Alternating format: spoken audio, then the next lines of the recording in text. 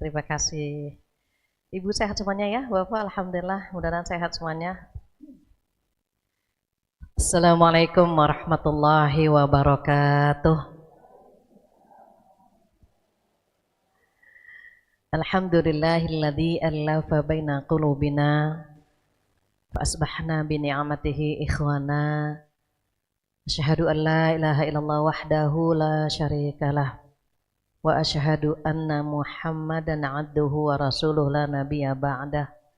Alhamdulillah dan alhamdulillah dengan izin Allah kita bertemu kembali hari ini. Dan alhamdulillah saya senang sekali melihat ibu-ibu solehah begitu semangat ya. Jarang-jarang ada pengajian di hari libur yang hadir banyak. Apalagi bapak-bapaknya ikut hadir di sini. Mudah-mudahan berkenan ya Pak ya untuk betah di majelis ilmu. Harapan kita semuanya, doa kita semuanya semoga yang hadir hari ini Allah berikan kesehatan, Allah berikan umur yang panjang, rezeki yang berkah, rumah tangga yang sakinah, anak-anak yang soleh-solehah. Mudah-mudahan kita semua dikumpulkan di jannah. Amin ya rabbal alamin. Tak lupa salawat dan salam kita sampaikan kepada kekasih kita Rasulullah Sallallahu Alaihi Wasallam yang begitu bangga memberikan kabar gembira untuk kita semuanya bahwa seluruh umat Nabi Muhammad Sallallahu Alaihi Wasallam menjadi penghuni surga. Kullu ummati yadkhulunal jannah illa man aba. Seluruh umatku akan menjadi penghuni surga kecuali yang tidak mau. Yang hadir di sini semua mau ya insya Allah. Tapi beliau menyampaikan ada yang tidak mau. Maka ditanya sama sahabat, siapakah mereka yang tidak mau? Beliau menjawab, man ata'ani dakhalal jannah wa man asani faqad aba. Barang siapa yang taat kepadaku dialah orang-orang yang mau masuk surga. Dan barang siapa yang bermaksiat kepadaku dialah orang-orang yang tidak mau masuk surga. Alhamdulillah langkah kita dimudahkan ke tempat yang indah ini. Mudah-mudahan di hari kiamat nanti termasuk umat Nabi Muhammad Sallallahu Alaihi Wasallam yang mendapatkan syafaat dari Rasulullah Sallallahu Alaihi Wasallam dan bisa bersama beliau di surga nanti insyaallah. Amin ya rabbal alamin. Tema kita hari ini melanjutkan tema sebelumnya, sebulan atau 2 bulan sebelumnya ya? Sebulan. Oh 2 bulan. Jadi 2 bulan sebelumnya itu tema kita tentang masuk surga bersama keluarga bagian pertama. Karena ada 8 poin, maka tidak bisa diselesaikan dalam satu pertemuan. Dari wajahnya ada yang newcomer ya, yang baru datang, ada yang sip-sipan ngajinya, khawatir yang kemarin belum dapat infonya gitu ya. Maka saya refresh sedikit, mohon ridho yang sudah dapat ilmunya. Untuk mendapatkan surga bersama keluarga, yang pertama adalah berpegang teguh dengan agama Allah. Ibu-ibu solehah dan bapak-bapak yang soleh boleh buka surat Ar-Ra'd, surat ke-13, ayat 20 dan 21.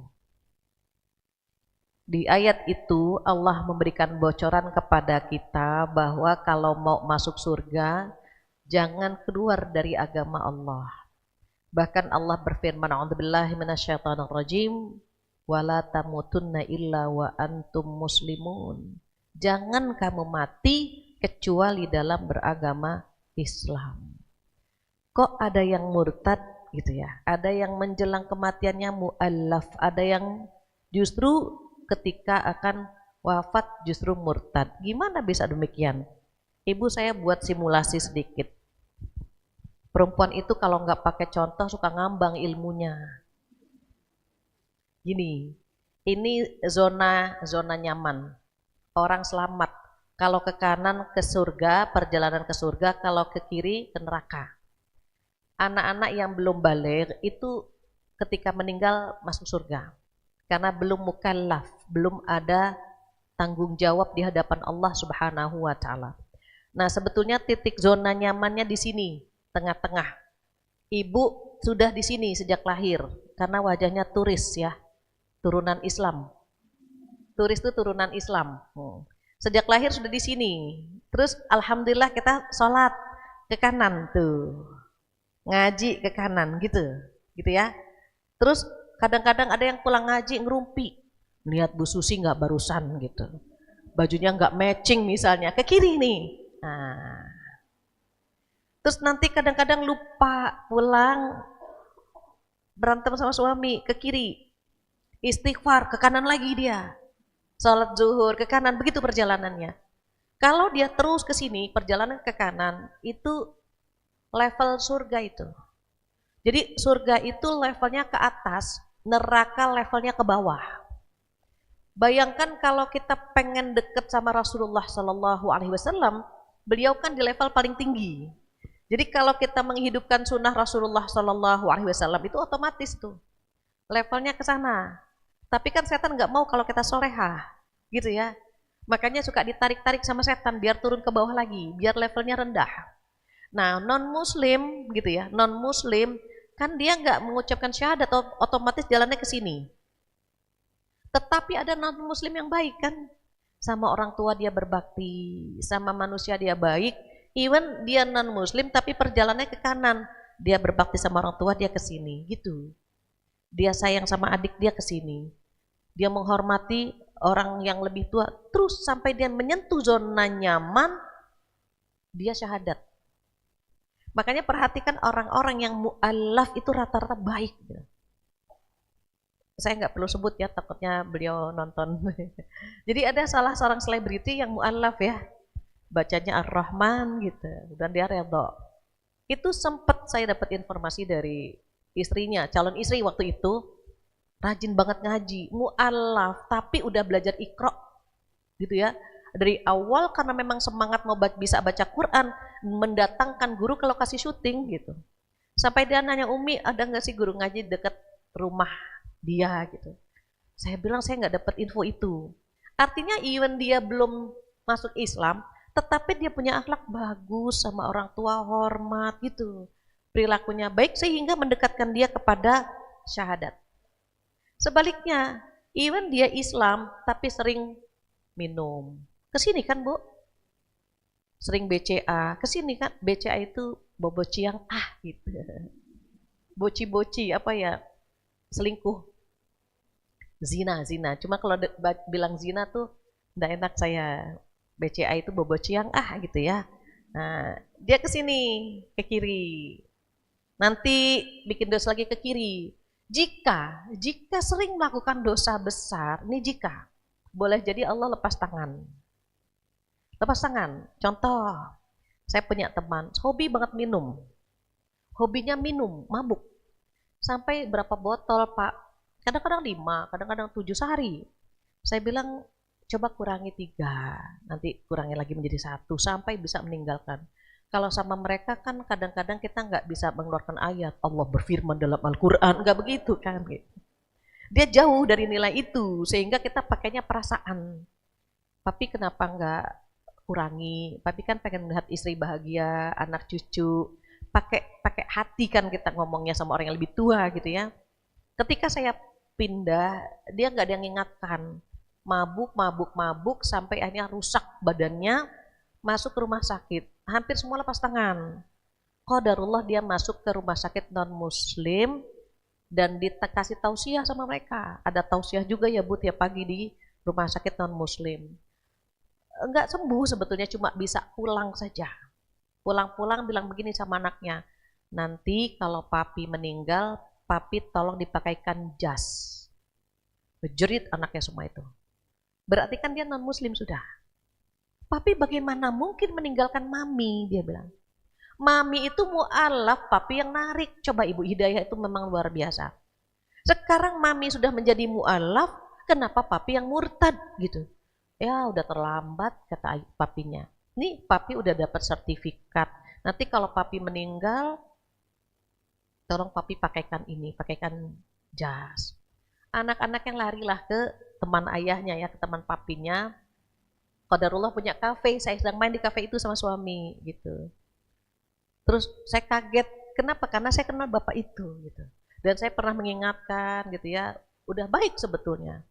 Tapi qadarullah kalau orang sudah berani melakukan dosa besar, mencuri, membunuh, berzina, syirik, durhaka kepada orang tua, terlalu banyak, terlalu sering, terlalu berani kepada Allah Subhanahu wa taala, Allah lepas tangan.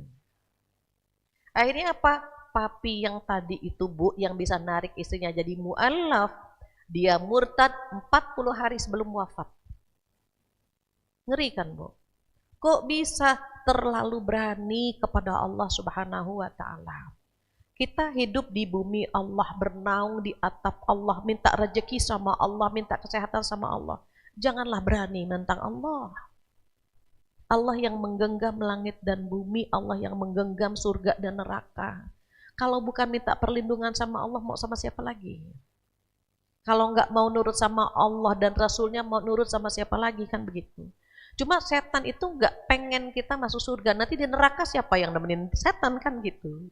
Makanya dalam Al-Quran disampaikan kepada kita bahwa Al-Quran itu diwariskan kepada kita semua. Semua orang Islam dikasih Al-Quran. Cuma ada yang membaca, ada yang tidak kan? Ada yang paham, ada yang tidak. Ada yang mengamalkan, ada yang tidak. Maka kata Allah begini, A'udzubillahi minasyaitonirrajim, tsumma awrasnal kitabal ladzina astafaina min ibadina. Kami wariskan Al-Quran itu kepada hamba-hamba yang kami pilih. Surat Fatir ayat 32 kalau tidak salah. Kemudian kami wariskan Al-Quran kepada hamba-hamba yang kami pilih. Kita dipilih nih sama Allah semua, gitu ya. Tapi Allah ngasih tahu, faminhum zalimul linafsih.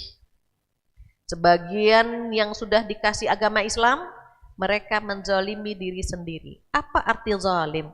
Zalim itu tidak menempatkan sesuatu pada tempatnya. Kalau vas bunga ini di atas meja, ini adil, pas pada tempatnya. Kalau misalnya tisu di atas meja itu adil. Tapi kalau tong sampah ditaruh di atas meja itu tidak adil, namanya zalim. Kalau kita bagaimana? Waktunya sholat, nggak sholat gitu. Itu namanya zalim tuh Bu. Waktunya puasa, nggak puasa. Harusnya sama suami sayang, ini nggak sayang. Harusnya sama anak-anak memperhatikan, ini tidak memperhatikan. Namanya zalim, tidak menempatkan sesuatu pada tempatnya. Harusnya sama suami kan nurut, sayang, tapi kata setan berantem aja, berantem gitu kan tuh. Makanya kita bawaannya sama suami maunya perang terus. Itu setan tepuk tangan itu.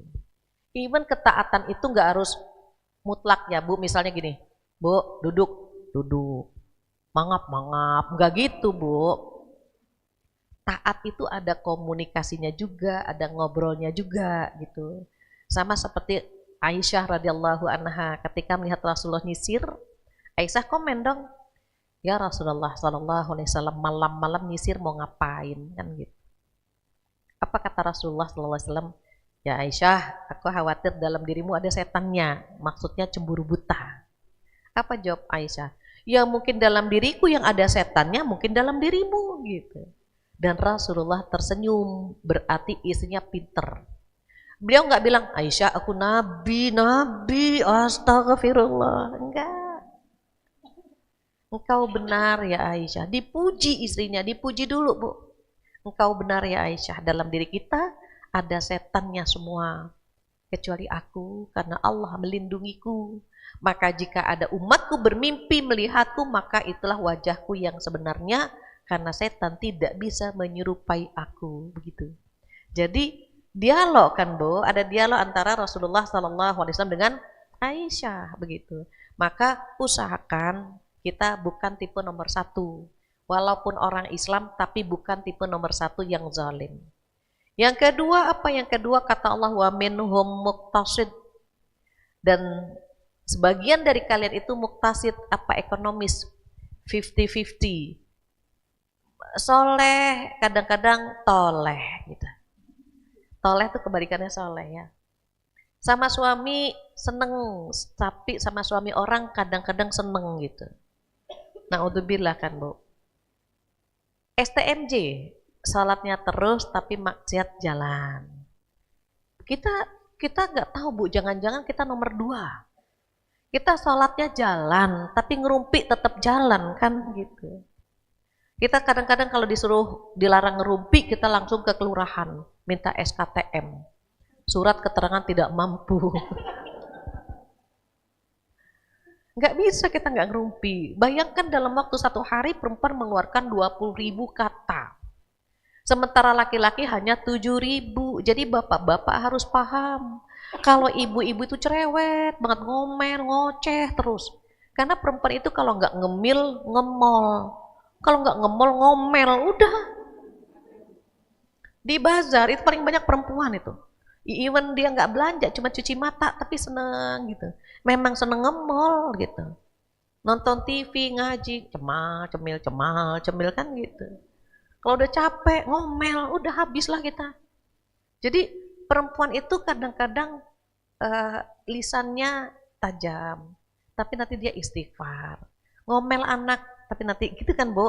Jangan-jangan kita di level nomor 2. Ngaji, tapi dosa yang lain kita lakukan. Sayang sama suami kita, tapi drakor masih kita lihat. Ih ganteng banget sih, ya Allah. Kalau yang ini hidungnya takabur, kalau yang di rumah tawadu hidungnya. Masih kadang-kadang mungkin kita mengkomparasi yang di rumah dengan yang di luar. Apalagi mohon maaf ya, kalau perempuan itu kan ujiannya di barang-barang branded. Kalau laki-laki itu ujiannya di perempuan. Makanya ibu-ibu soleha harus pandai-pandai menempatkan posisi sebagai istri. Rapihlah di rumah gitu. Jangan sampai di luar suami kita bilang Masya Allah, Masya Allah. Pas pulang ke rumah astagfirullah. Kenapa ujian laki-laki di sana? Allah yang ngasih tahu semua.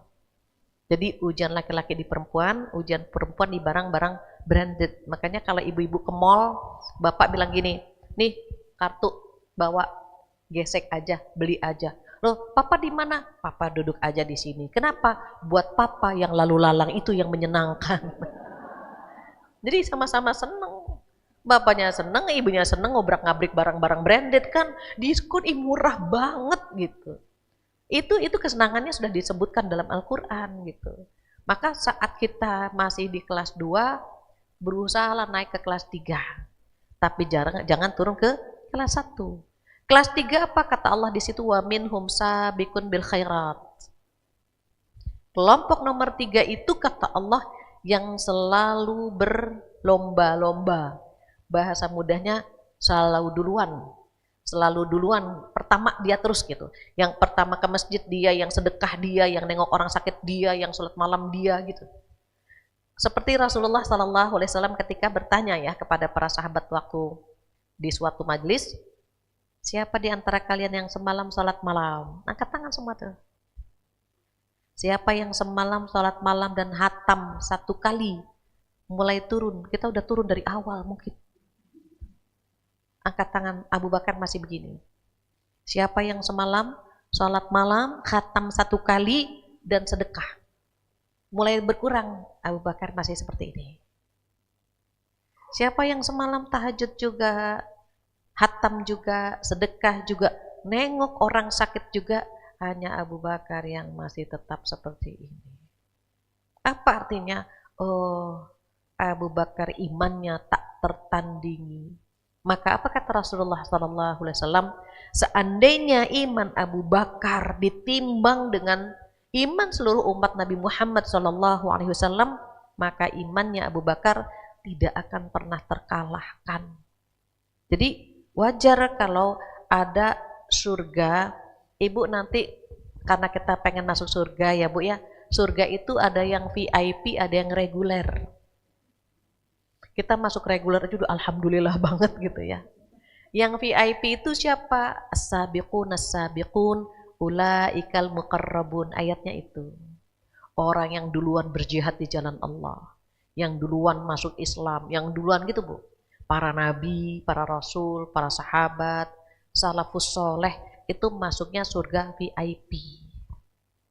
Itu ada dalam Al-Quran di surat Al-Waqi'ah. Tetapi mayoritas VIP itu sudah ditempati oleh mereka, orang-orang terdahulu. Ada kuota tapi sedikit untuk orang-orang yang akhir zaman. Di antaranya boleh jadi untuk saudara-saudara kita di Palestina. Di Raup, bahasa sini apa ya? Di Raup ya, tahu ya Raup. Di Raup ibu paham nggak kalau kita beli beras atau di Raup? Itu saudara kita di Palestina, itu sebagian diraup sama Allah, masuk surga tanpa dihisab. Nah, itu saudara kita di Palestina. Syuhada, para syuhada mereka. Jadi ada Bu, Rasulullah Allah Subhanahu wa taala ngasih bocoran, ada kelas VIP masih ada, tapi kuotanya sedikit gitu. Kayaknya yang paling banyak kuotanya buat yang reguler. Mungkin kita Bu, mungkin kita kan sholat nggak duluan-duluan banget kan Bu. Masih ya Allah mana lapar ya Allah, engkau tahu kan ya Allah, hamba makan dulu ya Allah ya, makan dulu kita. Habis makan rebahan sampai sendawa. Nggak cepet-cepet banget gitu ibadah gitu ya. Baca Quran mata agak rabun, ngeliat duit jelas banget gitu kan Bu. Mau baca Quran atraksinya banyak, cari bantal dulu, cari cemilan, padahal cuma 2 halaman. Mereka Bu hatam satu hari bisa 2 kali, malam 1 kali, siang 1 kali. Beda ya Bu, maksudnya seperti langit dengan bumi, makanya wajar kalau mereka di kelas VIP. Sholat khusyuk itu makanan sehari-hari Bu. Kalau nggak khusyuk marah aneh. Aduh celaka nih nggak khusyuk, langsung sedekah 1 bidang tanah Bu. Kita kan kalau khusyuk malah bingung, kok tumben khusyuk gitu Bu. Malah lupa ini kedua atau ketiga. Pas khusyuk malah lupa, kedua atau ketiga kan Bu. Jadi ini sajadah, apalagi sajadah begini, banyak bunga-bunganya nih. Kita kadang-kadang, oh bunganya sebelah gini 3, yang sebelah sini berapa? Iya gitu. Sajadah polos, malah terinspirasi, cocok jadi baju seragam gitu Bu. Nggak bisa kita mau khusyuk tuh Bu. Jadi kata Allah yang masuk kelas VIP itu yang berlomba-lomba dalam melakukan amal soleh. Itu kenalan ya Bu, even kita sama-sama muslim, muslimah, tapi kelas kita berbeda. Jangan kelas 1 yang menzolimi diri sendiri karena kita baru kelas 2. Jangan turun, lagi naik Bu. Lagi berusaha naik ke kelas 3. Itu yang ke-1 Bu. Pengen masuk surga, tetap jaga keimanan sampai akhir usia. Yang kedua apa? Yang kedua, walladzina yasiluna ma amarallahu bihi ayyusal. Silaturahim. Detailnya Ibu tanya sama yang kemarin ngaji ya 2 bulan yang lalu. Macam-macam silaturahim, benefitnya, kelasnya, itu sudah dibahas. Karena hari ini kita mau membahas yang kedua. Neng, kemarin sampai nomor berapa ya Neng? Baru 2 ya? Oh, kemarin baru nomor 2 Ibu. Nanti untuk silaturahim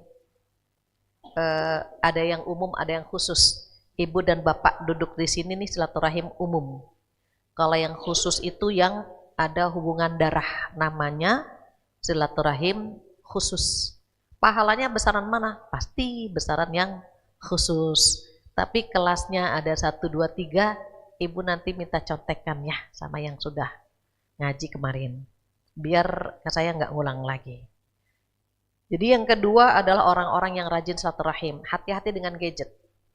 Nih ada gadget, ada grup, sehingga kontak body jadi jarang. Paman, bibi kumpul di situ. Kalau dulu om kita sakit, kita langsung nengok Bu. Datang ke rumah sakit nengok. Kalau sekarang om sakit, semoga om lekas sembuh. Kopas doanya Bu. Yang lain amin, amin, amin, amin sampai ke bawah. Nggak ada yang nengok. Silaturahim itu sudah mulai berkurang. Mohon maaf, beda Bu dengan zaman dahulu, orang tua kita nuntun ke rumah kakak, ke rumah adik, ke rumah gitu kan Bu, ke rumah nenek, itu kita dituntun sama orang tua kita. Anak-anak sekarang, nak mau ikut nggak? Aku di rumah aja. Kenapa? Ada gadget Bu. Dulu kan nggak ada gadget. Jadi orang tua kemana saja ikut. Silaturahim itu menjadi aktivitas rutin bulanan yang kita bisa lakukan. Kalau mau masuk surga, Ibu silaturahimnya dipersering. Garansinya keren, umurnya panjang, rezeki berkah. Makanya Ibu wajahnya awet muda ya, biar bisa jadi rajin silaturahim. Walaupun banyak masalah sebetulnya ya. Kayaknya ya orang hidup kan punya masalah pasti Bu gitu. Nggak usah jauh-jauh, duduk aja di pengajian berapa gonta-ganti kaki saya perhatikan. Kanan ke kiri, kiri ke kanan gitu ya, udah berapa kali ganti kaki. Tapi sabar, ini kita dapat pahala silaturahim insya Allah. Apa yang ketiga? Kata Allah di sini wa yakhshawna rabbahum. Mau masuk surga bersama keluarga, tanamkan yakhshawun. Yakhshawun itu takut sama Allah. Hari ini kita kenalan lagi. Kita sering beribadah. Pertanyaannya, motivasi ibadah kita karena apa? Ikhlas itu ada 3 kelas, model ibadah itu ada 3 kelas. Kita kelas berapa? Yang paling tahu kita sama Allah. Kalau ibadah kita motivasinya karena rasa takut, itu kelas 1. Contoh, kita lagi tidur, tiba-tiba adzan berkumandang. Allahu Akbar, Allahu Akbar. Kita dengar kan Bu? Tapi pasti kita udah gak nyenyak tidur. Kenapa? Karena mau sholat. Pengen nyoba-nyoba gak sholat, oh gak akan pernah berani. Sekali-kali gak sholat gak akan pernah berani. Kenapa? Karena kita takut. Gak sholat kan dosa. Gitu. Ketika kita punya rasa takut sama Allah, itu kelas 1. Kata Imam An-Nawawi apa? Menurut Imam An-Nawawi, kelas 1 ibadahnya seperti seorang hamba sahaya yang takut sama majikan. Disuruh melakukan dosa, kita nggak mau, takut. Ada seorang ibu nanya ke saya gini, Bu Fatia, saya tuh satu ruangan udah selingkuh semua, tinggal saya yang belum selingkuh, katanya. Itu bapak-bapak di pojok udah ngajakin, gimana tinggal kita nih yang belum selingkuh. Saya bilang jangan. Kenapa? Dosa. Oh iya ya, takut ya. Bukan takut ketahuan, takut dosa, saya bilang. Jadi ya udah jangan diiyakan, karena dia tinggal kita katanya yang belum selingkuh. Ya jangan. Artinya apa? Kalau kita takut dosa, itu kelas 1. Ada rasa takut gitu. Diajak, Mbak ngebunuh dia yuk, saya bagian leher, Mbak bagian kaki. Enggak, takut kita. Kenapa takut? Itu kelas 1. Sekali-kali lu buka jilbab, nggak berani kita. Buka jilbab seperti kita tidak memakai baju gitu. Kenapa takut? Nomor 1. Pengen ninggalin puasa, nggak akan pernah berani kita. Kenapa? Dosa. Jadi kalau kita meninggalkan kewajiban, takut kepada Allah, itu kelas 1. Walaupun baru kelas 1, tapi keren, sudah berkelas. Di luar sana, ibu banyak yang kita perhatikan. Tidak sholat, tidak puasa, membuka aurat, selingkuh, berzina, dan mereka bangga dengan itu. Bayangkan mereka tidak berkelas semua itu. Tidak berkelas, kenapa? Karena kelas 1 itu punya rasa takut sama Allah. Takut dosa, itu kelas 1. Kalau kelas 2 apa? Kita pernah nih Bu, kita naik turun nih Bu. Kelas 1, kelas 2, kelas 3, turun lagi ke kelas 2, turun lagi ke kelas 1, begitu ibadah kita. Kalau kelas 2 kata Imam An-Nawawi, ibadahnya seperti pedagang. Pedagang mau dapat apa? Untung.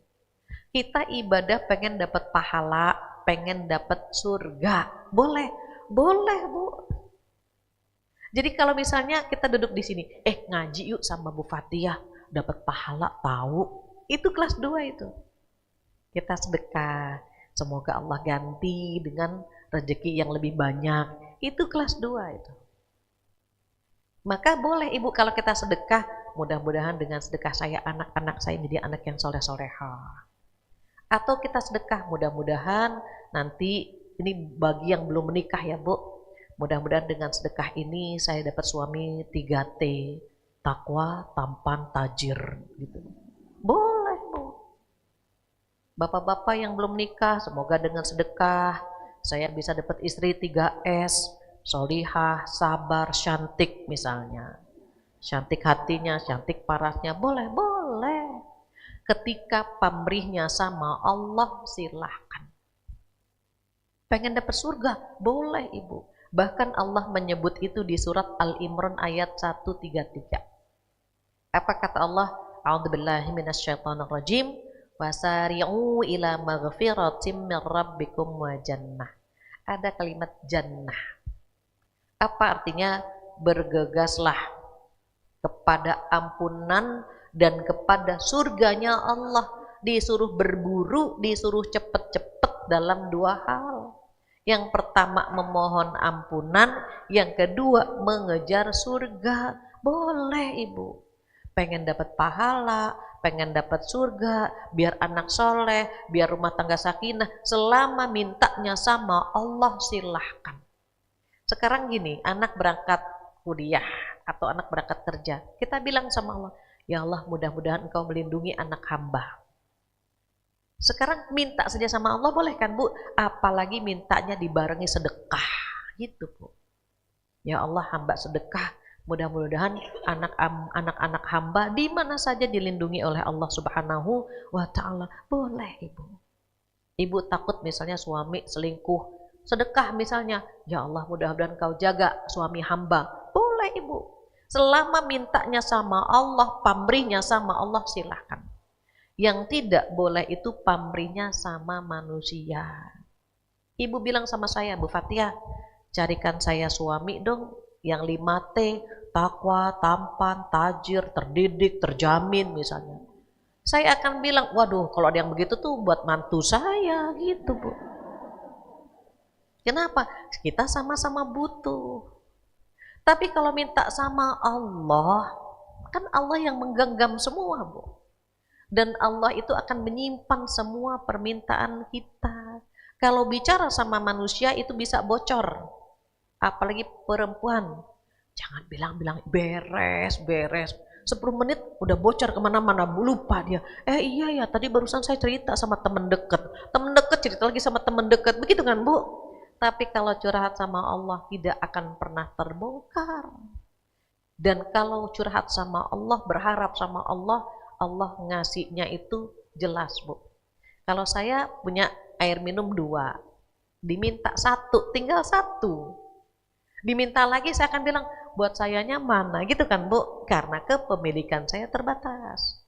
Tapi kepemilikan Allah tidak terbatas, makanya minta sama Allah. Apapun. Boleh ya Bu, itu kelas 2. Kapan kelas 2 ini? Biasanya umumnya Bu di bulan Ramadan. Ibu tahu kan bulan Ramadan dilipat gandakan pahala kita. Ya Allah Ibu, kita sholat sunnahnya banyak, sedekahnya banyak, bisa hatam berkali-kali. Walaupun waktu baca Quran ngebet mulu Bu. Berapa juz lagi sih, berapa halaman lagi sih Bu? Ngebet mulu kita. Tapi kan kita pengen hatam kan gitu. Ketika kembali ke bulan biasa, ibadah kita standar kan?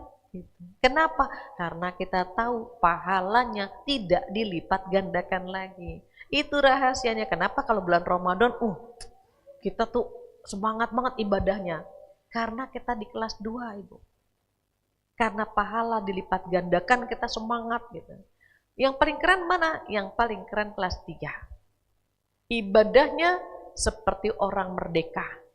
Bukan karena takut, bukan juga pengen dapat pahala. Motivasinya apa? Motivasinya adalah bersyukur kepada Allah Subhanahu wa Ta'ala. Orang kalau bersyukur Bu, itu refleks dia akan melakukan. Contoh yang paling konkret gini, kita dapat transferan banyak banget gitu, atau dapat rezeki banyak gitu. Masya Allah banyak banget gitu Bu. Refleks Bu, kita ngasih A, gitu kan Bu? Kita ngasih ke adik, ke kakak, ke gitu. Itu waktu ngasih itu Bu, bukan karena pengen dapat pahala. Bukan juga karena rasa takut. Toh sedekah kan, kalau nggak sedekah nggak dosa. Refleks aja Bu, makanya filosofi terima kasih. Terima, kasih lagi ke orang lain. Terima lagi, kasih lagi ke orang lain. Makanya orang-orang di level kelas 3 itu ibadahnya nggak kaleng-kaleng. Atau contoh yang kedua, kayaknya contoh yang pertama belum ngena ya, dari wajahnya masih gitu. Ibu contoh kita jalan-jalan ke puncak. Jalan-jalan ke puncak ada 3 bis. Bis kita alhamdulillah lancar, ke puncak lancar. Bis sebelah remnya blong. Kalau remnya blong panik kan Bu, yang di dalam udah astagfirullah. Nauzubillah, bis itu tuh jatuh Ibu ke jurang. Ada di antaranya, ya Allah tengok ke kanan, ya Allah meninggal. Tengok ke kiri, ya Allah berdarah-darah. Sementara dia selamat Ibu. apa yang akan dia lakukan? Pasti dia akan sujud syukur, ya Allah, hamba selamat ya Allah.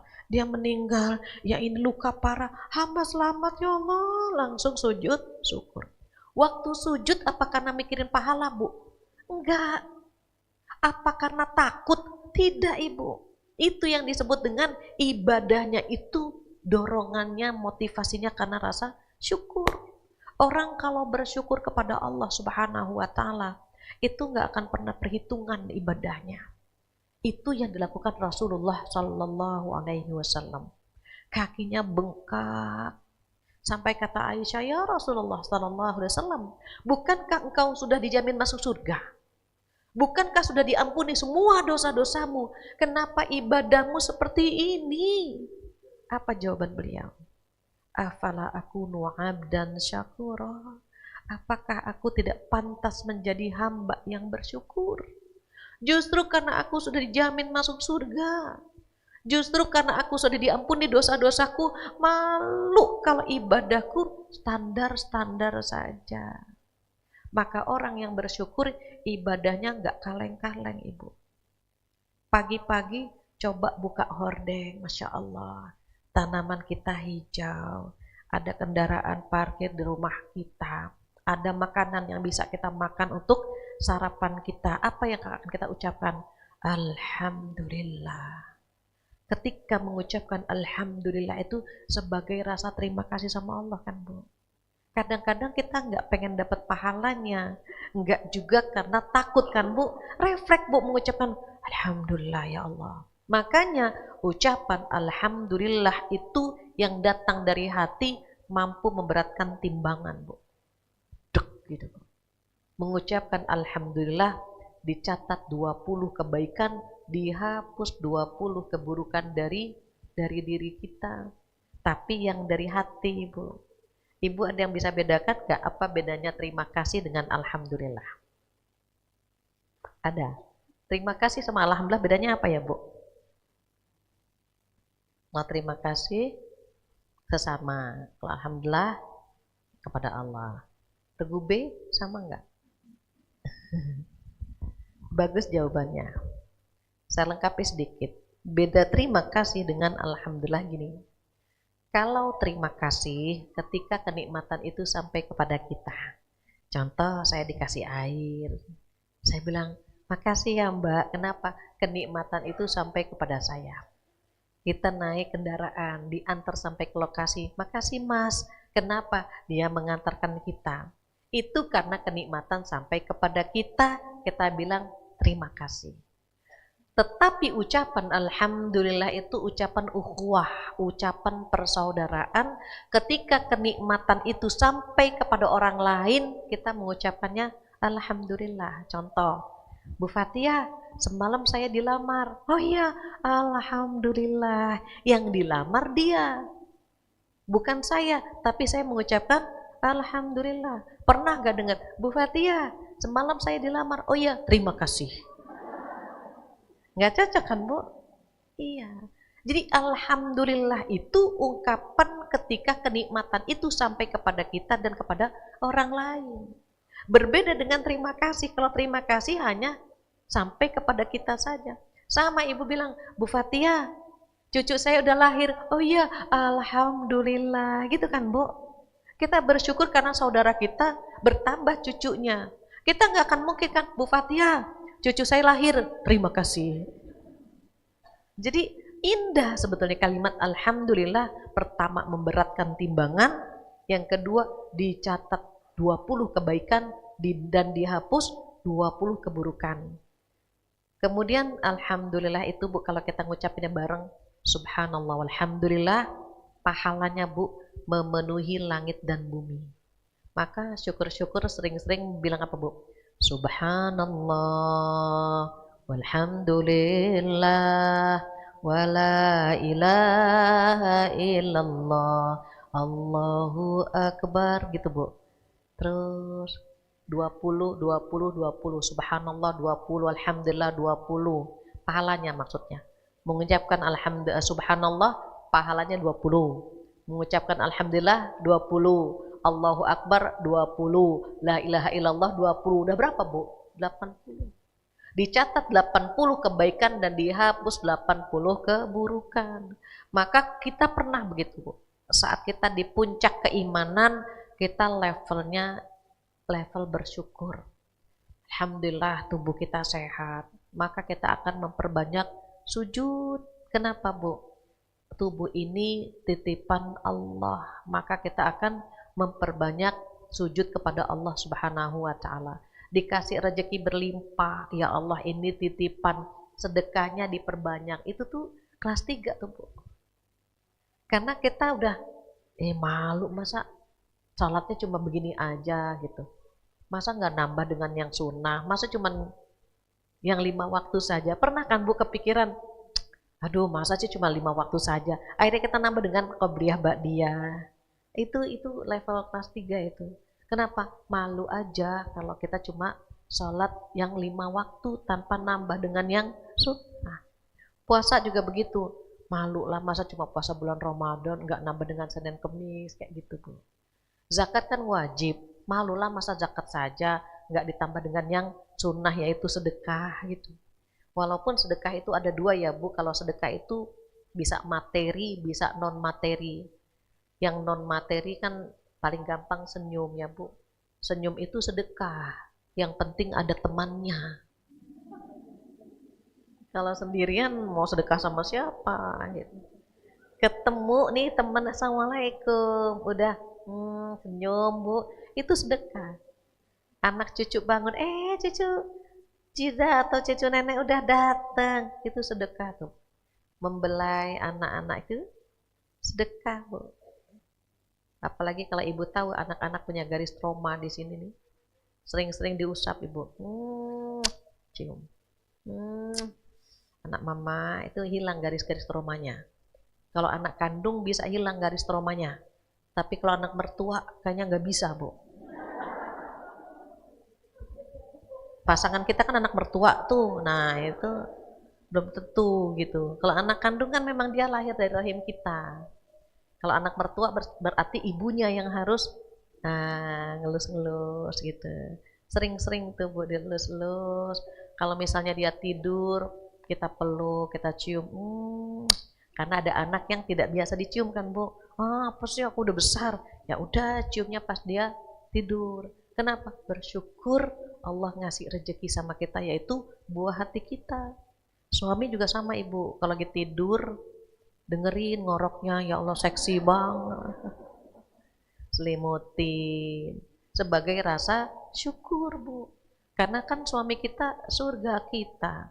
Suami juga gitu. Kalau ngeliat istri, akhir pekan, ajak jalan.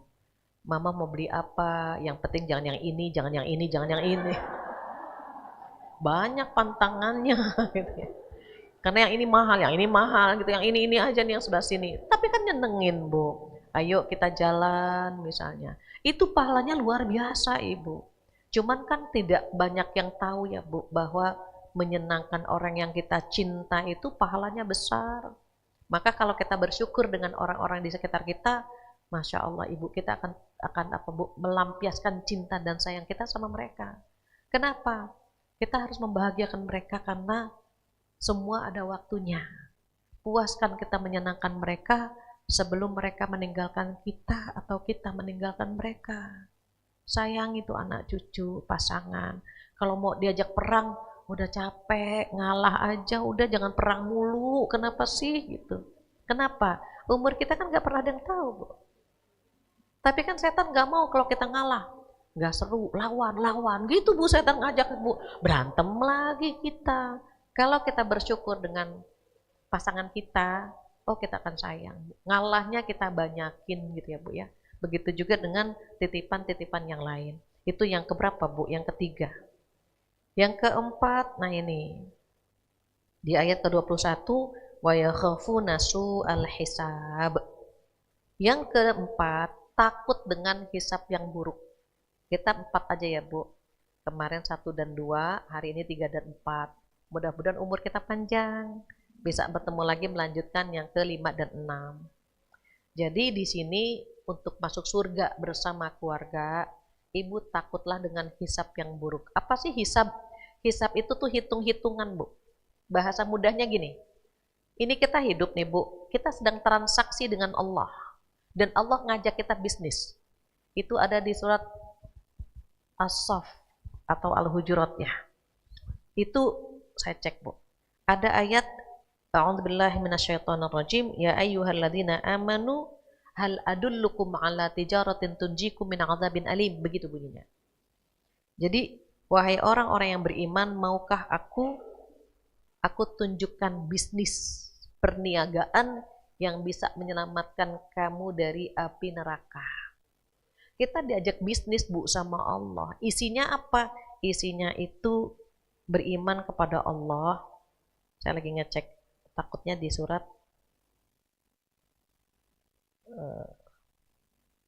sebentar ya, Bu. As-Saff. Kalau lagi dicari mendadak suka lama. Artinya bahwa Allah Subhanahu wa ta'ala mengajak kita berbisnis. Ya, As-Saff ayat 10. Ayat 10 sampai ayat 13.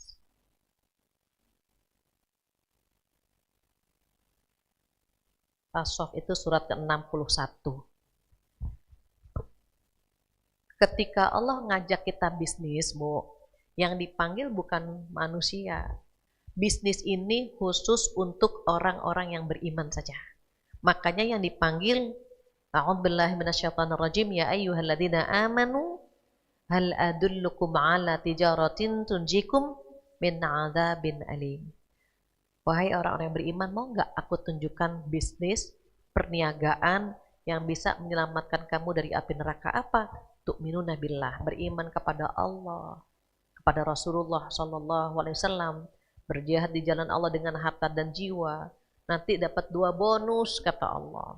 Di dunia 2, di akhirat 2, gitu. Nah, ketika kita bisnis nih, Bu, nanti dihitung tuh, Bu, sama Allah. Contoh ya, Bu. Kita duduk di sini.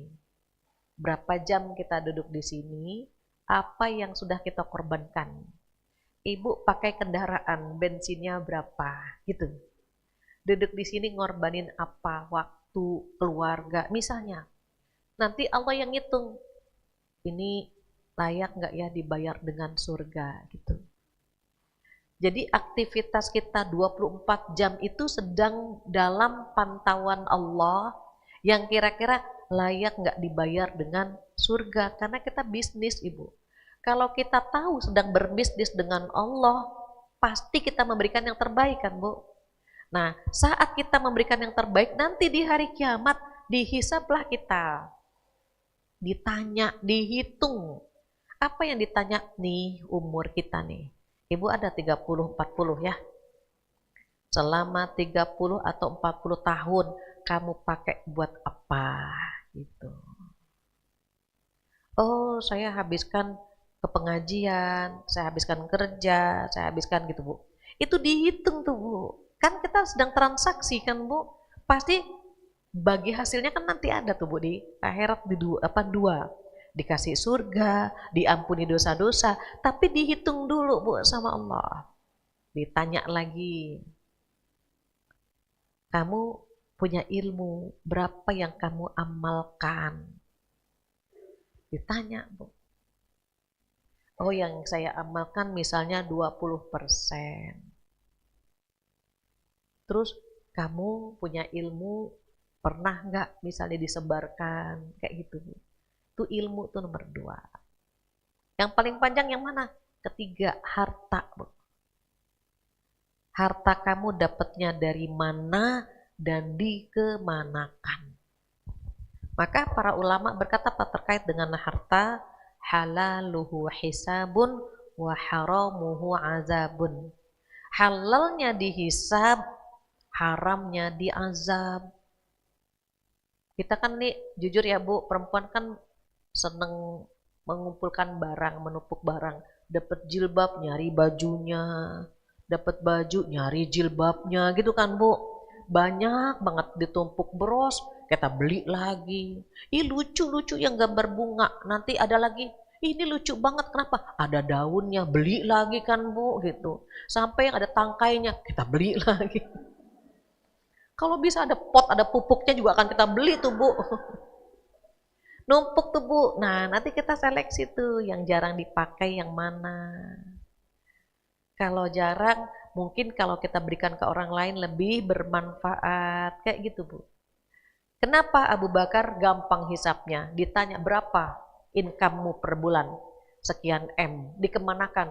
Saya serahkan kepada Rasulullah Sallallahu Alaihi Wasallam untuk jihad fisabilillah. Selesai Bu. Umar setengahnya diserahkan, dititipkan kepada Rasulullah Sallallahu Alaihi Wasallam. Utsman sepertiganya. Kita belum selevel mereka. Maka kata Allah, pagunya 2,5% dizakatkan. Selebihnya bebas, kita mau sedekahkan bebas. Yang penting tahu ini titipan. Karena kan kita nih wajah-wajahnya sering baca ya Bu. Baca saldo rekening kita baca. Berapa nih, berapa yang buat listrik, buat rumah, buat anak sekolah. Semua itu kan dihitung-hitung tuh Bu nanti. Di hari kiamat begitu. Saya penghasilan segini ya Allah. Buat anak, buat gitu Bu. LT diurai semakin banyak, semakin panjang. Ibu kalau keswalayan, kalau belanjaannya banyak kan struknya panjang kan. Nah kayak gitu. Kalau belinya cuma gula sama teh, struknya kecil. Gula, teh, udah dapat struknya kecil. Seperti itu hisapnya. Makanya kalau kita tahu, aduh biar hisapnya gampang gitu, kita tahulah dikemanakan arahnya. Badan ini dikemanakan, harta dikemanakan, ilmu dikemanakan gitu kan Bu. Sampai yang terakhir capeknya pun ditanya. Orang hidup tuh capek Ibu. Kebanyakan ketawa capek, kebanyakan tidur capek, gitu kan Bu. Kebanyakan jalan-jalan capek loh Bu, lutut Bu. Cuman waktu difoto kan dia senyum-senyum, kita ngiri deh Bu sama dia. Enak banget, jalan-jalan terus. Padahal selesai dipoto pada begini-begini Bu. Capek. Cuma kan namanya foto kan pencitraan ya Bu. Suami istri lagi berantem, kamera langsung pegangan, pencitraan. Padahal habis pegangan berantem lagi dia Bu. Pencitraan aja, cuma kita kadang-kadang seakan-akan hidup orang lebih bahagia daripada hidup kita gitu Bu. Rumput tetangga lebih hijau daripada rumput kita. PR-nya sekarang bagaimana rumput kita lebih hijau daripada rumput orang lain, begitu. Jadi kita fokus sama, oh iya kita sedang bertransaksi kepada Allah, biar hisapnya gampang gimana gitu. Jadi mohon maaf, ibu-ibu yang diujinya banyak banget di dunia, itu hisapnya gampang. Sekarang kita ngiri ya sama orang yang hidupnya bahagia ya Bu. Diingat ya Bu, itu bahasanya apa ya, sawang sinawang ya Bu ya. Kita melihat dia enak, dia melihat kita enak gitu kan Bu. Kalau orang pengen jadi kita, kenapa kita pengen jadi orang lain? Kalau ada orang bilang, ibu hidupnya enak banget ya, alhamdulillah, amin. Didoakan hidup kita enak. Berarti kita pandai menyimpan masalah. Ibu kalau udah dibilang, ibu kayaknya hidupnya enak banget. Kata siapa? Gak usah. Biarkan saja mereka melihat kita hidupnya enak. Enak banget sih, alhamdulillah, alhamdulillah gitu Bu. Enggak usah dikasih tahu. Tuh semua orang punya ujian. Bedanya ada yang bisa menyimpan, ada yang tidak bisa menyimpan. Nanti di hari kiamat ada dua kelompok nih Bu. Ada ahlu musibah, ada ahlu afiyah. Ahlu musibah yang di dunianya diuji terus. Dan ujian Allah itu udah ditakar ya Bu. Enggak akan pernah tertukar. Yang diuji lewat pasangannya karena tidak mampu. Jika diuji lewat anak-anaknya. Ibu dan bapak yang diuji lewat anak-anak karena nggak akan kuat kalau diuji lewat pasangan. Ibu kalau punya suami ganteng, genit itu ujian. Tapi kalau suami jelek, genit itu musibah itu Bu. Innalillahi wa inna ilaihi raji'un. Bapak juga sama, biasanya kalau istri cantik agak cerewet. Banyak permintaan. Skincare, makanya kenapa ibu-ibu cantik itu ada skincare, ada suami care. Kalau suaminya nggak care, capek kan Bu, tekanan batin juga gitu. perawatan jalan tapi hati kita sakit kan gitu. Maka sudah ditakar semuanya. Yang diuji di dunia hisabnya gampang tuh Bu. Nah, berarti dia ahlu musibah. Sama Allah diambil dulu nih, dihisab duluan. Ternyata dengan musibah yang dia hadapi digugurkan dosa-dosanya. Masuklah dia ke dalam surga. Setelah beberapa kilometer, bahkan yang berpendapat ribuan kilometer, baru ahlu afiyah yang dipanggil. Apa kata ahlu afiyah? Kalau diulang lagi, kalau di dunia kita dihidupkan lagi, maka aku akan menjadi ahlu musibah. Biar hisabnya gampang. Kalau sekarang kita ngiri sama ahlu afiyah, di hari kiamat kita akan ngiri sama ahlu musibah.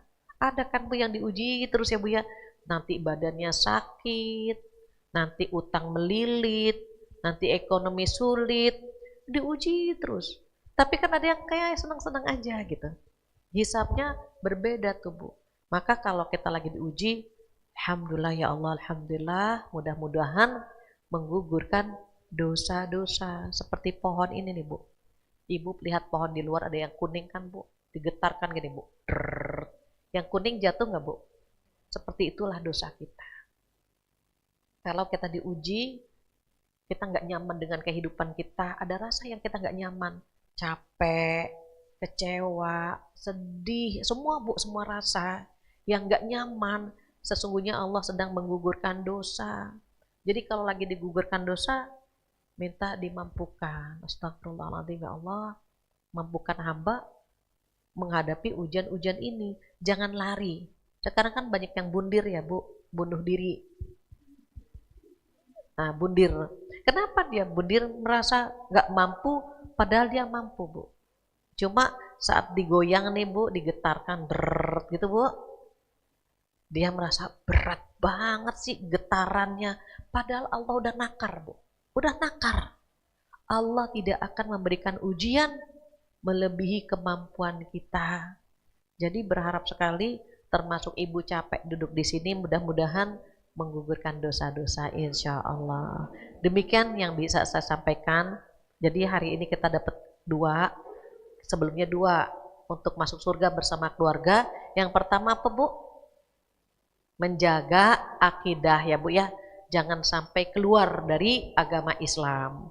Yang kedua silaturahim. Silaturahim. Ajak mereka untuk silaturahim. Yang ketiga apa Bu? Tanamkan takut kepada Allah. Menanamkan rasa takut kepada Allah Subhanahu wa taala. Dan yang terakhir takut kepada hisab yang buruk. Hisab yang buruk. Apa sih hisab? Hitung-hitungan. Diaudit nanti harta kita, waktu kita, dan seterusnya. Demikian Ibu. Alhamdulillah sudah jam 11 kurang. Mungkin ada waktu untuk ngobrol-ngobrol. Jika ada yang ingin ditanyakan, saya kembalikan lagi kepada MC kondang kita, silakan.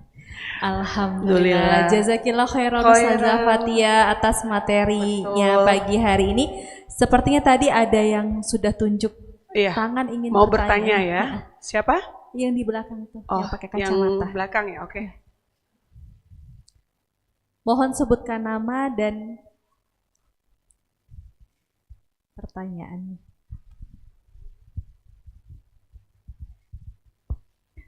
Bismillahirrahmanirrahim. Assalamualaikum warahmatullahi wabarakatuh. Perkenalkan, nama saya Ibu Dini Ustazah. Saya mau menanyakan tentang yang keempat, takut dengan hisab yang buruk.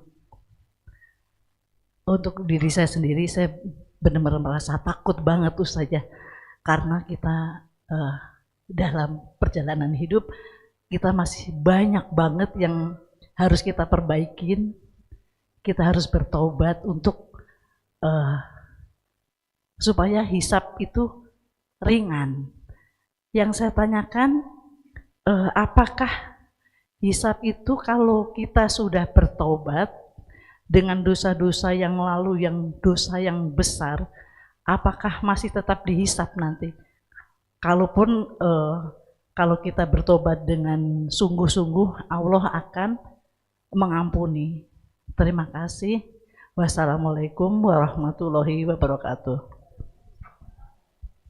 Akan langsung dijawab atau 3 pertanyaan? 3 pertanyaan. Oke.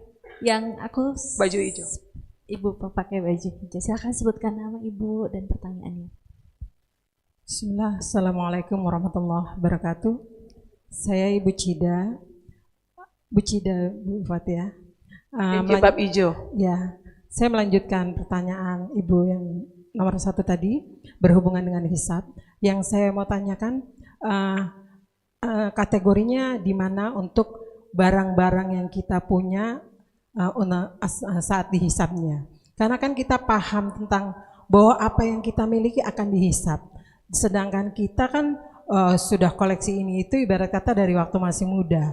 Dan kita mulai mengikuti kajian paham tentang hisab di atas 40 tahun sekian. Jadi seandainya barang itu sudah pernah kita pakai untuk hal-hal yang baik atau untuk ibadah, apakah masih dihisab? Dan seandainya kita pun ingin kita sedekahkan kepada orang, itu kan kita mungkin belum punya waktu semuanya kita pilah, mana yang harus kita sharing, mana yang tidak. Dan itu kan banyak banget ya. Jadi kan apakah semuanya harus kita sortir terus lalu kita keluarkan, atau kalau memang sudah dimanfaatkan itu tidak terkena hisabnya? Itu aja, terima kasih. Satu lagi yang ibu depan. Itu depan dulu. Oh ya udah, apa? Assalamualaikum warahmatullahi wabarakatuh. Nama saya Intan Ustazah. Bagaimana caranya pasangan bisa saling menguatkan dalam setiap ujian, dan bagaimana cara mengingatkan sesama pasangan untuk meraih surganya Allah. Dan yang kedua, bagaimana kita sebagai orang tua di zaman modern yang benar-benar penuh sama teknologi, tapi kita tetap menanamkan akhlak yang baik dan bisa menjadikan anak-anak kita menjadi seorang hafiz Quran. Terima kasih, Ustaz. Sudah 3, Ustaz, silakan dijawab. Udah ya, 3 aja ya. Pertanyaannya baik-baik, bagus-bagus ya. Ini insya Allah mewakili ibu-ibu yang lain. Bapak-bapak nggak ada yang nanya ya, insya Allah paham semuanya. Bapak-bapaknya udah paham Pak Ustaznya. Baik, terkait taubatan nasuha. Taubatan nasuha itu taubat dengan sebenar-benarnya taubat. Jadi orang yang taubatan nasuha itu 3. Pertama, dia mengakui dosa-dosanya. Misalnya mohon maaf pernah meninggalkan sholat, pernah durhaka sama orang tua. Itu dia mengakui di hadapan Allah. Ya Allah, hamba pernah durhaka sama orang tua, ya Allah. Ya Allah, hamba pernah meninggalkan sholat, ya Allah. Mengakui di hadapan Allah Subhanahu wa ta'ala. Yang kedua, menyesali perbuatan itu. Hamba menyesal, ya Allah, karena dulu hamba belum mengaji. Hamba tidak tahu, ya Allah. Hamba menyesal. Yang ketiga, berjanji untuk tidak melakukan lagi. Hamba berjanji, ya Allah, hamba tidak akan pernah mengulangi dosa-dosa itu lagi.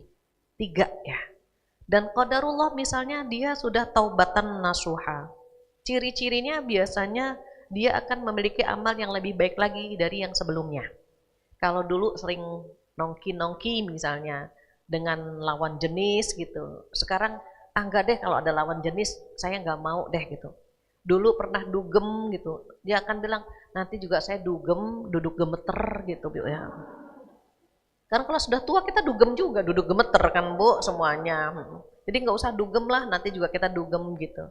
Dia udah membatasi untuk tidak melakukan itu lagi. Maka di hari kiamat, Allahu a'lam, itu kan Bu ada slide Bu.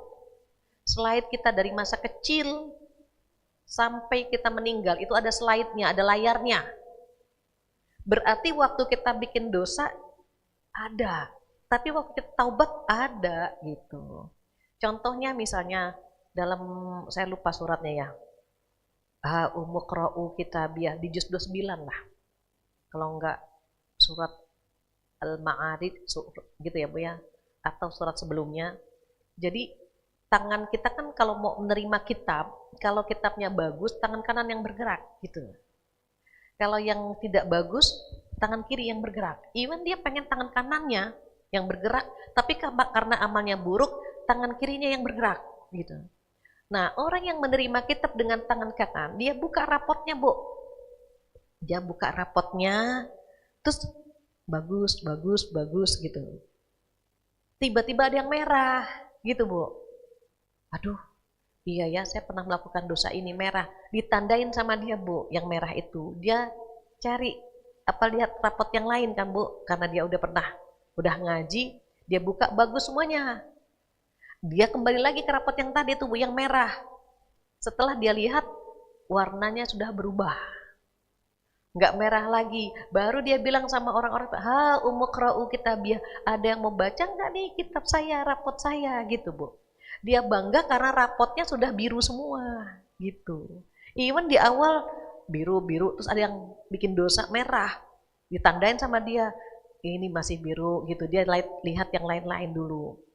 Ketika dia balik lagi, yang merah itu sudah berubah. Itu riwayat banyak macam-macam terkait dengan masalah taubatan nasuha tadi gitu ya. Intinya seseorang ketika misalnya pernah punya rapot merah, terus dia memperbaiki nilainya, dia naik kelas begitu insya Allah. Wallahu alam bisawab, demikian ya. Wallahu alam. Kemudian yang kedua, nyambung. Ini barang-barang yang dihisap mana sih? Contoh, Bu, nggak usah jauh-jauh. Kita punya baju, punya jilbab, punya mukena gitu. Mukena kayak mau kagak ya bebas sih sebetulnya. Jadi saat dia punya buka, oh ini baju jarang dipakai nih. Takut kan ditanya, berapa pasang bajumu? Ibu pernah dengar teks amnesti nggak yang sebelumnya? Itu teman-teman yang punya aset banyak banget, Bu. Dengar teks amnesti, wah udah panik banget, Bu. Apa kata mereka? Ya Allah, baru di dunia saya sudah panik seperti ini menghadapi teks amnesti, apalagi menghadapi malaikat di hari kiamat nanti. Bahasa mudahnya gini, gampangnya, ini air putih kita minum. A'udzubillahi minasyaitonirrajim, tsumma latus'alunna yauma idzin 'anin na'im. Itu ayatnya. Na'im itu kan kenikmatan. Kemudian kelak kamu akan ditanya, gitu kan? Tsumma latus'alunna yauma idzin 'anin na'im. Pada hari itu semua kenikmatan yang kamu rasakan akan ditanya, dimintakan tanggung jawab. Kita lagi aus banget. Haus kan, Bu? Dapat air 1 botol, kita kan pasti minum. Nikmat gak, Bu? Itu ditanya gitu. Semua yang bikin kita seneng gitu, aset kita nikmati, itu kan berarti kan harta kan, ditanya gitu. Makanya kalau misalnya kita pengen, maaf ya Bu, maaf, kalau pengen ringan, hisab kita jangan terlalu banyak numpuk-numpuk barang yang gak penting sebetulnya. Perempuan kan hobinya numpuk gitu ya, hobi banget. Kan saya perempuan juga, Bu. Kadang-kadang udah dikasih-kasih, ada lagi gitu, Bu. Udah dikasih lagi ke orang, udah dibagi-bagi, misalnya setiap bulan Ramadan ya, Bu. Kita bilang sama anak-anak, nak, mana baju-baju yang tidak dipakai, kumpulkan, masukkan ke kantong plastik ini nih, masukkan. Tapi nanti, Bu, penuh lagi gitu. Entah dari mana ya, pasti kita ada yang dikasih, ada yang beli gitu kan, Bu. Nah, setiap tahun diusahakan gitu. Nanti ketika baju kita dipakai sama orang lain, itu kan bermanfaat buat orang lain ketimbang ditaruh di lemari. Jadi kalau misalnya ibu punya momen halal bihalal sama keluarga, ini sharing saja.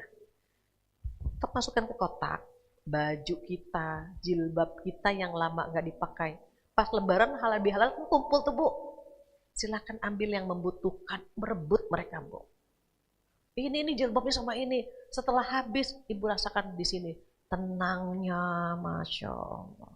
Berkurang yang dihisab nanti kan gitu. Itu sebetulnya. Jadi diusahakan aja. Dan jangan lupa ya, Bu, selain baju-baju kita, adalah baju terakhir, kain kafan gitu. Adalah gitu. Biar kita ingat dengan mati. Kalau orang ingat sama mati, numpuk-numpuk dunianya berkurang. Ada Bu, ada hawa nafsu duniawi ada. Pengen tas, pengen sepatu, pengen ada. Selama itu dibutuhkan. Beda ya Bu, yang dibutuhkan dengan yang diinginkan itu kan berbeda. Dengan hawa nafsu. Ibu tengok surat Al-Imran ayat 14. Ada ayatnya, a'udzubillahi minasyaitonirrajim, zuyyina linnasi hubbus syahwat. Ada kalimat hubbus syahwat. Siapa saja yang disebut di situ? Yang nomor satu tuh perempuan. Perempuan itu fitnah terbesar buat bapak-bapak. Makanya ditanya juga, kalau mereka mampu menahan hawa nafsu dikasih bidadari. Itu Bu nanti ayatnya. Perempuan di mana? Perempuan kan senang sama barang tuh. Nanti buat perempuan di surga itu ada gelang-gelang yang terbuat dari emas gitu Bu. Ada pakaian dari sutra berwarna hijau. Karena kita kan syahwatnya, hawa nafsunya kan ke barang gitu. Ada, itu surga itu disesuaikan dengan kita di dunianya. Kalau kita mampu memanage hawa nafsu, ya insya Allah surganya itu. Makanya disampaikan ada pelayan-pelayan yang tetap muda. Karena kan mungkin di dunia kita melayani anak, melayani suami. Maka kata Allah, nanti di surga ada pelayan-pelayan wildanu mukhalladun bi aqwabi wa abariq wa ka'sim min ma'in, kan gitu.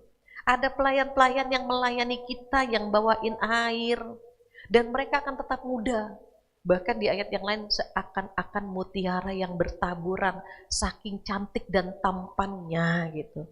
Jadi kalau sekarang masihlah kita punya hawa nafsu, pengen ini, pengen itu, namun dibatasi. Terus kalau dipakai gak apa-apa.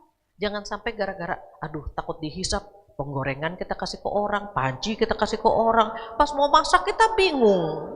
Enggak gitu juga. Kompor semuanya dikasih ke orang gitu Bu. Kenapa? Takut dihisap. Kan gampang kalau dihisap. Kenapa punya kompor buat masak air ya Allah, gitu gampangnya.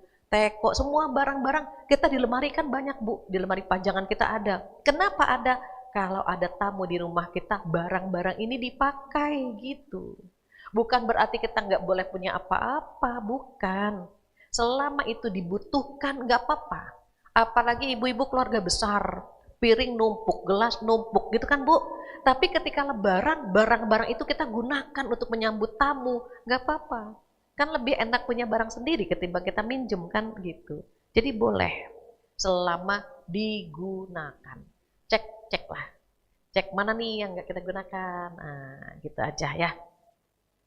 Terakhir pertanyaan yang ketiga, ini kalau lagi diuji sama pasangan gimana? Gini Bu, menikah itu kan Bu tidak seindah drama Korea ya Bu. Dan rumah tangga itu kan tidak sesederhana rumah makan gitu. Jadi kalau kita menikah itu harus siap ada ujian di dalam rumah tangga kita, itu harus tahu. Ya namanya juga rumah tangga gitu. Sholat yang 5 menit saja setannya banyak, apalagi berumah tangga yang hitungannya tahun. Setannya pasti lebih banyak lagi. Terus kalau lagi diuji gimana? Dua aku, kan kita bawa aku, suami bawa aku, ada 2 aku kan Bu di rumah tangga. Kalau sedang diuji kita lebur, jadi kita. Bukan you and me, tapi kita. Contoh, ayah, rumah tangga kita lagi diuji gitu. Mungkin kita kurang dekat sama Allah, mungkin kita kurang sedekah, mungkin kita bahasanya. Karena walau bagaimana suami itu kan memimpin ya di rumah tangga kita tuh, suami pemimpinnya, kita kan cuma pendamping setia, sekretaris pribadi. Jadi kalau kita bicara, usahakan untuk tidak menggurui suami.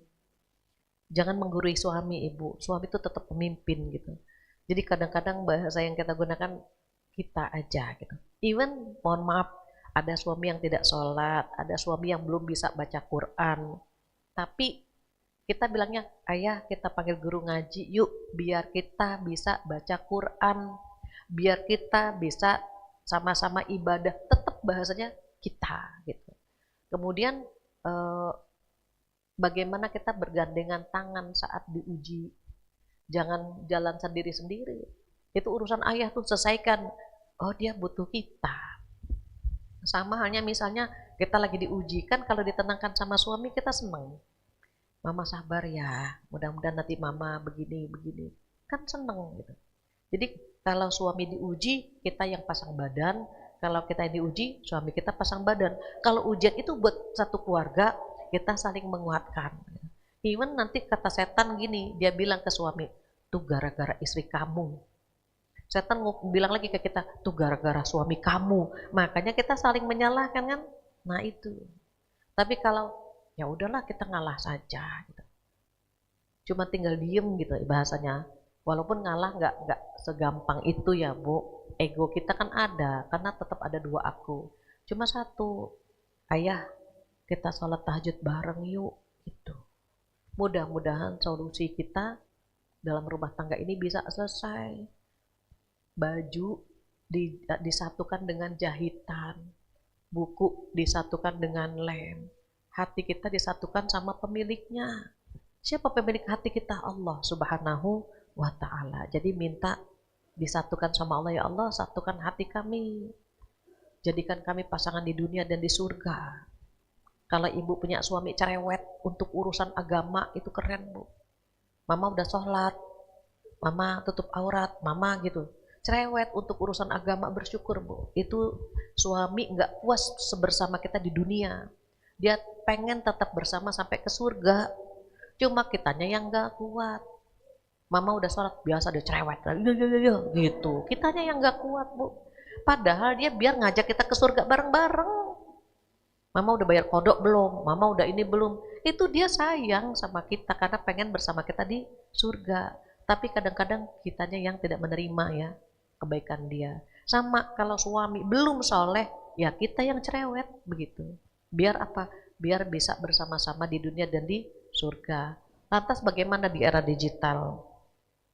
Kalau sekarang semuanya serba digital, anak-anak bisa ngapal Quran lewat gadgetnya. Anak-anak mengenal nabinya lewat gadget. Kan kita yang ngatur. Nah, kita nonton kisah ini yuk, begitu. Kita sama-sama nonton. Tetapi kalau sudah kuliah, nah itu yang kita nggak bisa memantau ya Bu.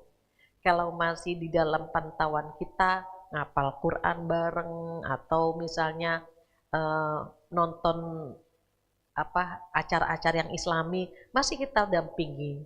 Tapi kalau sudah kuliah, sudah bekerja, itu kan di luar pantauan kita. Terus caranya bagaimana? Ibu lihat saja followernya dia, teman-temannya dia di sosial media siapa saja. Ada kan Bu followernya dia, yang dia following kan ada tuh Bu. Kalau di Instagram ya Bu, kalau dia di Facebook teman-temannya, kita cek aja. Oke, ini siapa nih gitu. Sekedar memantau. Karena kewajiban kita kan masih tetap mantau ya Bu dengan anak-anak kita. Harapannya apa sih? Anak-anak kita kelak menjadi jembatan kita ke surga, begitu. Mudah-mudahan tema kita bagian kedua bisa bermanfaat buat saya pribadi, buat kita semua yang hadir di sini, dan semoga bisa dimampukan untuk mengamalkannya, insya Allah. Demikian, karena sudah jam 11, saya rasa cukup sekian. Terima kasih Ustazah. Terima kasih Ustazah, boleh dipimpin doa sekali. Doa penutup. Doa penutup ya. Baik, Alhamdulillah karena sudah jam 11, kita atau ibu-ibu ada agenda lain ya yang sudah menanti. Untuk menambah keberkahan kita angkat tangan sama-sama. Kita tutup pengajian kita dengan doa. Bismillahirrahmanirrahim. Alhamdulillahirabbil alamin. Hamdan yuwafi ni'amahu wa yukafi'u mazidah. Ya Rabbana lakal hamdu wa lakas syukru kama yanbaghi li jalali wajhika wa 'azimi sultanik. Allahumma sholli ala Sayyidina Muhammad wa ala ali Sayyidina Muhammad. Allahumma inna nas'aluka salamatan fid dini wad dunya wal akhirah wa afiyatan fil jasadi wa ziyadatan fil ilmi wa barakatan fil rizqi wa taubatan qablal maut wa rahmatan 'indal maut wa maghfiratan ba'dal maut. Allahumma hawwin 'alaina fi sakaratil maut wan najata minan nari wal 'afwa 'indal hisab. Ya Allah ya Tuhan kami, jadikanlah semua titipan-titipan-Mu ya Allah menjadi jembatan surga kami ya Allah. Berkahi ilmu kami, harta kami, jabatan kami, anak-anak kami, rumah tangga kami ya Allah. Semua yang Engkau titipkan kepada kami bisa kami jalankan sesuai perintah-Mu ya Allah. Ampuni jika kami lalai, jika kami khilaf, jika kami salah ya Allah. Ampuni dosa-dosa kami, dosa pasangan kami, dosa anak-anak kami, dosa orang tua kami yang masih ada maupun yang tiada ya Allah. Ampuni dosa kami yang hadir di sini semua ya Allah. Kami sering khilaf ya Allah. Kami sering lalai menjalankan perintah. Bimbing kami, jaga kami ya Allah. Jadikanlah kami hamba yang istiqomah menjalankan perintah-Mu ya Allah. Istiqomah mengikuti ajaran-Mu, ajaran Nabi-Mu, mampu menyebarkan agama yang kami pegang ya Allah. Dan jangan Engkau matikan kami kecuali dalam agama-Mu ya Allah. Wafatkan kami dalam husnul khotimah. Ya Allah yang Maha Kaya, kayakan hati kami sehingga pandai bersyukur ya Allah. Kayakan harta kami sehingga kami bisa berbagi ya Allah. Dan kayakan pula amal kami sehingga surga layak untuk kami ya Allah. Ya Allah, jadikanlah pertemuan ini pertemuan yang penuh dengan ridho-Mu, penuh dengan ampunan-Mu.